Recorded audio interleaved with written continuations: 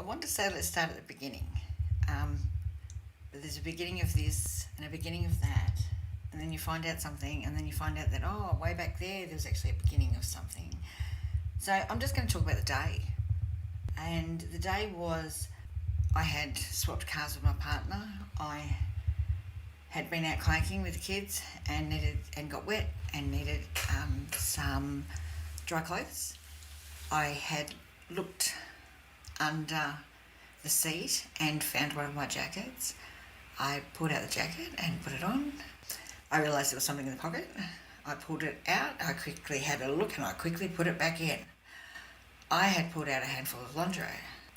I was in absolute shock. I put it back in the pocket.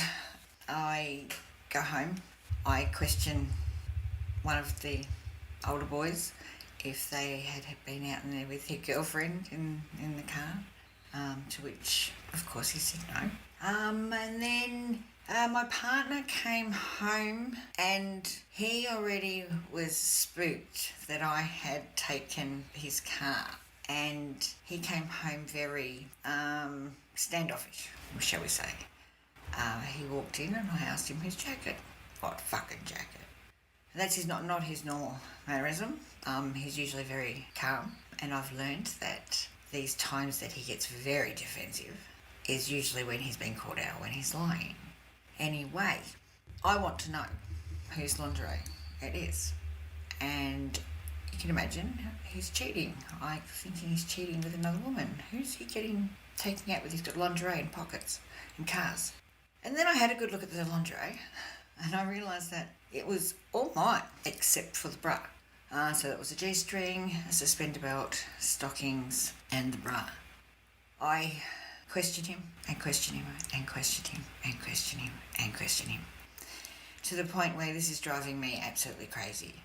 I've already thought that he had been cheating on me and I'd been really pushed into depression over several years. And once it all came out, all of those things make sense and why.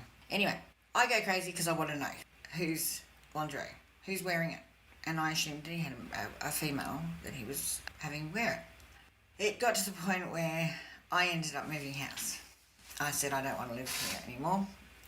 You're not going to tell me lies. I'm moving away. I packed up and moved, and a couple of weeks later he had talked his way back in and moved in. Again, I would not let up. I wanted to know what it was all about and why it was in there. It was just a simple fucking question as far as I was concerned. Just answer it, right? Once you answer it, we will deal with the truth. Just fucking answer it. And it was frustrating the fuck out of me that he just wouldn't. I just didn't understand what was so hard about saying it. Fast forward a few weeks, I'm again at him. Who are you cheating with? Who is it? What's her name? And he says to me, I like chicks with dicks. And I pissed myself laughing. And I said, nay, and I bet you're going to fucking tell me you're gay next, right? I thought that he was lying. I thought that he was going to use that excuse rather than tell me the truth. I took a full bottle of Valium. I drove off. I went to the bottle shop, got some vodka. I then ensured to find a place safe where I would tape a hose to my exhaust pipe. I get found and not happy to be revived. After that, he moved out. He moved into a house that I had access to. I had a key to. And it got to Christmas time and he went away to his mum's on the Boxing Day, took the kids with him, and happened to take my car. The car broke down on the way and we ended up having an argument. After that argument, I decided that there had been an incident where I had asked him for a email that was in his Gmail account, and I had asked him to log into it on the computer to show it to me. He told me he couldn't. He told me he needed to go and get his laptop because it was on his laptop. I know how Gmail works. You don't need a separate computer to get onto Gmail, so something just wasn't right about it. So I kept that in the back here. After that, there was a bit more of an argument, and I decided that I was going to go check his house for this laptop. What's on that laptop? I need to go find what he's hiding. So while I was there, a girlfriend happened to, she was standing on a stool with her hands up on the manhole cover, and she said, there's something on top here. Come and hold this while I grab it. So she pulls out a big Aldi reusable plastic bag, and it is chock-a-block full of lingerie, sex toys, magazines for meeting up with other transsexuals. He had all sorts in there, and most of it was mine. And I had not noticed over the years, and obviously he'd been taking them for years, for the amount that he had. I find then on the computer that he is searching cross-dressing videos. I start looking into the internet history, and on the internet history he had searched teen porn, young porn. There was videos of all sorts. I had always felt there was something going on with me, that he'd been doing something to me, and I couldn't work out what it was. And then I came across the videos he'd watched that were how to drug your wife. There were all sorts of masochistic kind of stuff. Anyway, I happened to see some of the young stuff. I double-clicked on something that was pretty horrific. I then rang my partner and said to him, I have found your stash. And he snapped back, what stash? I said, your stash in the roof. He said, go get fucked, Joe. You can fight me for your fucking kids, you psycho bitch. And hung up.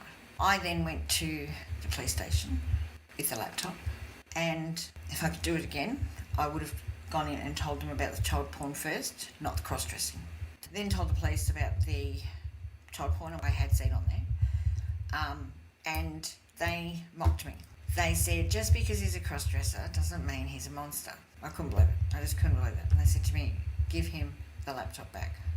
And I was devastated. So I took the laptop and went and overdosed. And ended up in intensive care. I was intubated and on life support for the first 24 hours. And then I stayed for another 48 hours. When I woke up in ICU and I came to, I was given court documents. I was given an intervention order keeping me away from my children and from my partner. It was claiming I was suffering psychiatric illnesses and telling the children horrific lies, etc. I couldn't believe it. I got home, and the day I got home from the hospital, I got a phone call from the police, and they said, Joe, we've got Warren here. He wants his laptop, so we're going to escort him over, and you're going to give him the laptop back. So before that happened, I quickly opened it and picked up the camera and went through and took photos of all that internet history. It only gave me 7 days worth, so I don't know what else was on there. I took photos of it all, and I knew that I needed to keep a record of it. He gets the laptop back. He has my daughter. I am trying to prove to Child Safety, Child Protection that he has had the child pornography on his laptop and that he's searching it and that he needs to be investigated. My lawyer told me to stop talking about it and told me the more I talk about it, the crazier I sound. I have to stop talking about it. And that was hard to swallow. But I stood up for myself, and I stood up for myself, and I just kept fighting for myself and my kids. He had, because of my first attempt, when he was able to call the police after I'd said I'd found his stash, he called the police and told them that I was off on a psychotic rampage again. And so that's why they mocked me when I got there. I had tried several times to get people, Child Protection, anyone, to have a look at the photos that I had taken of the history. I eventually, my caseworker, it was her first case on her own, and she'd been a trainee at the start of mine, so she had heard the whole thing from the first time that I had attempted suicide right the way through. And she asked me to come into the office to have a chat. When I got to the office, she said to me, I've been reading through the files, Joe, and there's talk of a laptop. You keep talking of it. She said, and then it just stops. What's that all about? I said, my lawyer told me that if I keep mentioning that laptop, I'm going to keep looking crazy. I had to stop mentioning it. I said, are you saying that you want to see it? And she said, what do you mean? I said, I've got a all copy of it, all on the USB stick in my car. I will go get it right now. And of course, she did want to see it. So I ran out and I got it and I brought it back in. I had a little those notebook computers, those tiny little ones with the USB stick. And I popped it in and gave it to the caseworker, and we were sat next to each other. And she started going through the photos. Scroll down. She stopped on one page, and I had not seen this page, or I hadn't taken notice of this page, because I was too busy just scrolling down taking photos. In capital letters, it said, "Daughter sucks daddy's cock." Another one says, "Daddy fucks youngest daughter." Something very similar. I may have the two of them a little bit mixed up with each other, but they were both about daughters and daddies. I almost fainted on the spot. My caseworker just ran out. She had my notebook in her hand and she just ran out of the room. She ran and left me. And I'm sitting there, what the fuck? He's got my daughter. What? You can just imagine, what the fuck? So I sit there for what feels like, 15 hours. I think it was around 10 to 15 minutes. And the worker came back in, and first thing she said is, "I'm so sorry, Joe. I didn't mean to run off on you like that. I didn't mean to leave you here." She said, "I've been to see my manager. We've been on the phone to the sexual crimes unit. They're coming over to retrieve the USB stick. We have also got I'm not sure what you would call them, but it's someone who from their unit that is able to speak to children. They had organised to go out to her school, my daughter's school, and have a conversation with her and see if she was in any danger or anything, untoward. I didn't think so. I hope not. But the fact that what I read was just, I'll never forget it. So the plan was, because he had the laptop back, they needed that laptop. So ensured a little bit of a game. And that was, I was then allowed phone calls with my daughter from the moment they saw that. I was able to have conversations and ask her if she'd been on the laptop or if she'd been watching any movies or, and I sort of slyly asked where she uses the computer and where it is and, is it in the room or is she in, and she was able to tell me that it was on the kitchen table and that's where she used it.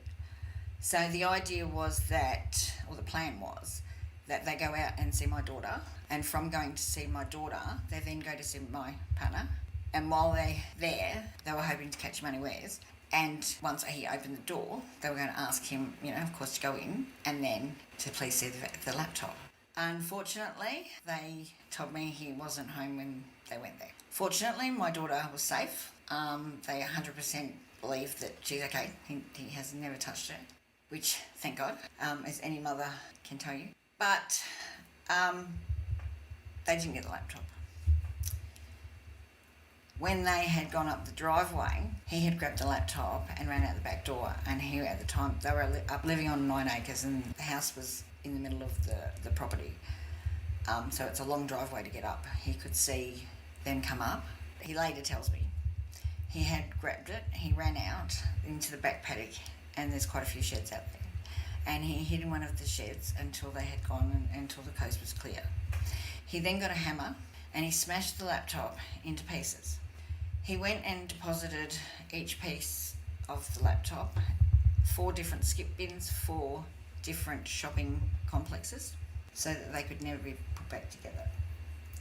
He told me that a year or so later.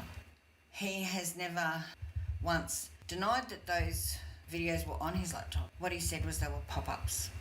They just popped up. While he was searching his porn, child porn just popped up. Masochistic sort of stuff that we know that he was doing, that I was suspecting he was doing to me. That doesn't just pop up. I then asked him why, and I've always asked this question. If you were so innocent, and if they were just pop-ups, don't you think that the cyber team will be able to decipher what was a pop-up and what was a search or an actual video watched? And he said, I just didn't need the shit. They were pop-ups, alright? I didn't need the shit. Anytime that gets mentioned, he gets nasty. So I get my daughter back. And then I go to Police Integrity Unit and I reported the police officers for misconduct.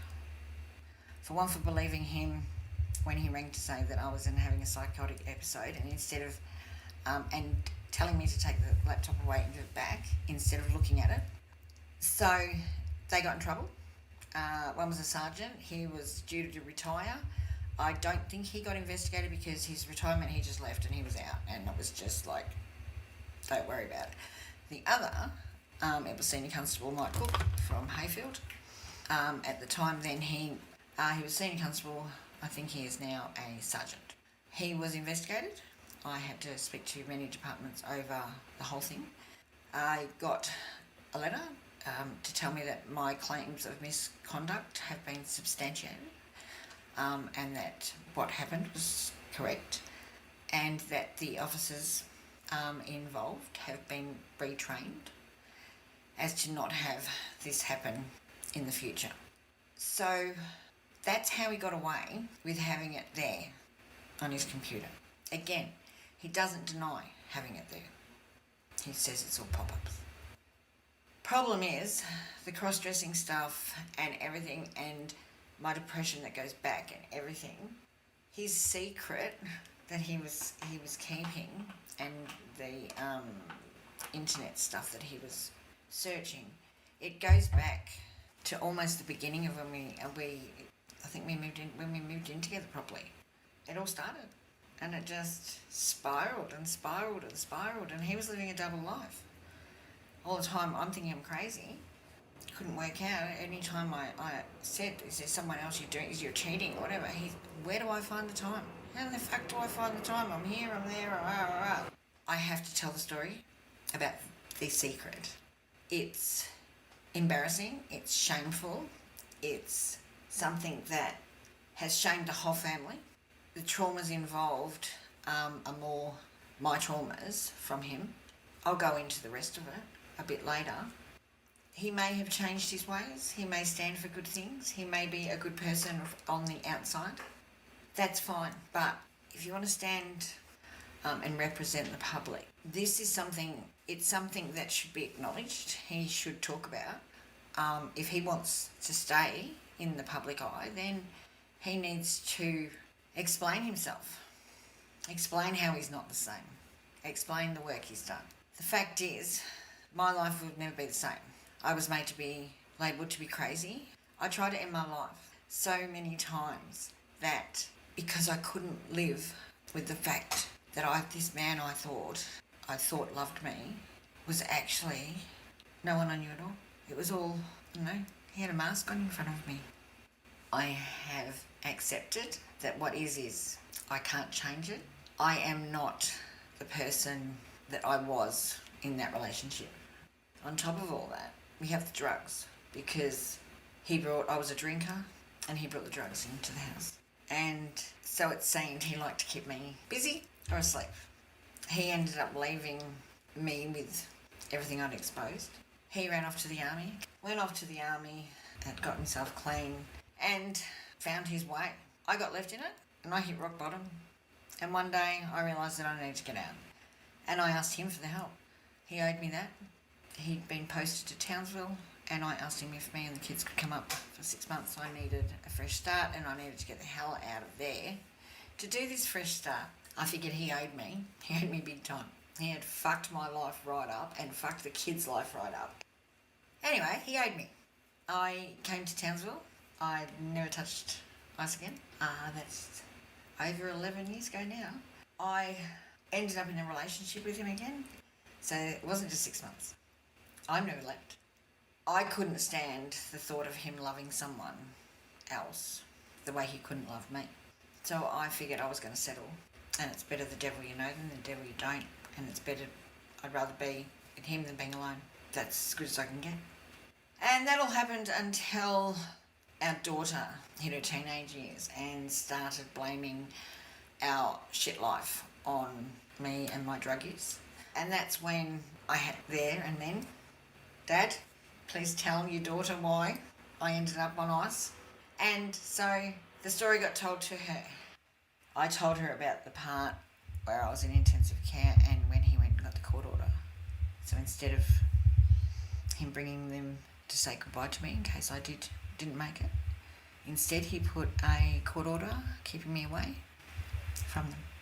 That is not the actions of someone who loves you or cares for you. When my daughter, I told her that, and at that point she said, "Mum, why the fuck are you with him? Why is he even in your house? Why?" And I told her, better the devil you know, like, fuck, you know, make the most of whatever I've got. And she just wouldn't have it. She wanted him out of the house. Out, Mum. You do not need him in your life. Get him out. And eventually that's what happened. And then my suicide attempts got a lot worse. Things got out of control. And I'm going to tell you in another episode how I dealt with the being labelled crazy and dealt with the internal struggle of knowing that man has some sort of dark side to it. So, anyway, that is The Secret. As I said, everything from here is going to be after The Secret. This isn't about him. He, as I said, he may have changed. He may be stand for all sorts of things, but it's fine. He still has a past and he needs to own it, and he needs to do something about owning it. Whether, I'm not asking him to drop out. I'm asking him to speak about it. Let the people that are voting for him know. That's all I am asking of that. If you're watching this and it's long after politics, you may find that there's an episode here where he's no longer in politics. But we'll see. Love to all my fellow women. Keep searching. Keep validating. Bye.